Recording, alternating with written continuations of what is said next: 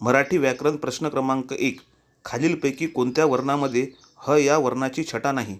योग्य उत्तर आहे पर्याय क्रमांक 3. त या वर्णाच्या उच्चारामध्ये ह ची छटा नाही. प्रश्न दुसरा. जंगलात लागलेल्या वणव्यात अनेक पशुपक्षी मेले या वाक्यातील उद्देश कोणते? योग्य उत्तर पर्याय क्रमांक 4. पशुपक्षी. पशुपक्षी वाक्यातील कर्ता आहे. प्रश्न तिसरा. ढग कापसासारखे पिंजलेले दिसत होते या वाक्यातील अलंकार कोणता? योग्य उत्तर आहे पर्याय क्रमांक 1. उपमा अलंकार. प्रश्न चौथा. खालीलपैकी प्रत्ययसाधित शब्द कोणता आहे? योग्य उत्तर आहे पर्याय क्रमांक 3. आनंदित.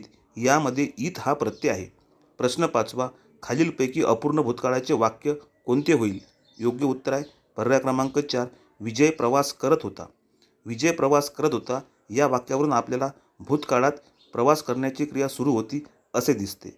प्रश्न आवडल्यास लाईक करा, शेअर करा, सबस्क्राईब करा. धन्यवाद.